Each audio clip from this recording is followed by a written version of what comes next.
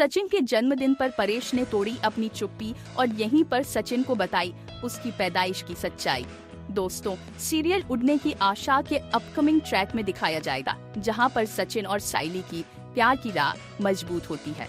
लेकिन दोस्तों, upcoming track में सचिन का बर्थडे आने वाला है और परेश और साइली यहां सचिन का बर्थडे मनाने की तैयारी करते हुए नजर आएंगे।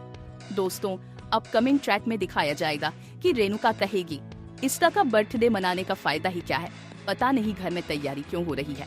इस पर साइली को रेणुका की बातें चुभती हुई नजर आएंगी। रेणुका की बातें सुनकर साइली परेश से पूछेगी कि घर में तेजस और आकाश का बर्थडे आता है और काकू हर बार उनके लिए नई नई चीजें बनाती है, लेकिन सचिन के बर्थडे पर काकू ऐसा बर्ताव क्यों करती है जैसे घर में किसी का बर्थडे नहीं हो रहा।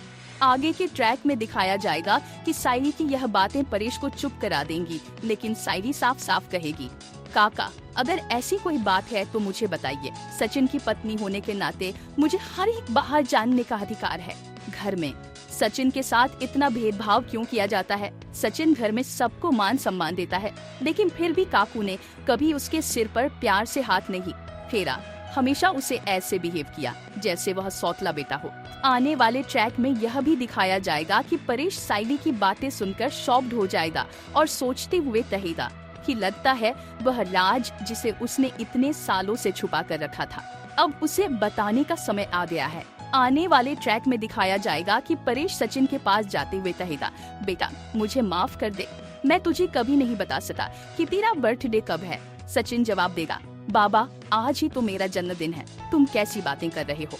परेश फिर कहेगा नहीं बेटा, मैं तेरा बाबा नहीं हूँ, आज तेरा जन्मदिन नहीं है, आज के दिन तो मुझे मिला था और मैंने उसी दिन तेरा जन्मदिन मनाना शुरू किया। परेश की यह बातें सुनकर सचिन और साइली के पैरों के नीचे से जमीन खिसक जाएगी। परेश आगे कहते हुए कहेगा तुझे पता है कि तेरा बाबा ट्रेन चलाता है, आज से 25 साल पहले मैं ट्रेन की ड्यूटी खत्म करके लौट रहा था। ट्रेन से बाहर आते ही मुझे सुनाई दिया कि एक बच्चा ट्रेन के अंदर जोर जोर से रो रहा है। मैं ट्रेन के अंदर गया और तुझसे मिला। तेरे घर वाले तुझे छोड़कर जा चुके थे और तू ट्रेन में रो रहा था, तू भूखा था। मैंने तुझे दूध पिलाया और फिर तुझे अपने साथ रखा। हम लोगों ने 4 से 5 दिन तेरे घर वालों को ढूंढने की कोशिश की, लेकिन उनका कोई पता नहीं चला। फिर मैं तुझे पुलिस स्टेशन ले गया, लेकिन मेरी हिम्मत नहीं हुई क्योंकि मुझे तुझसे एक अलग सी कनेक्टिविटी हो गई थी।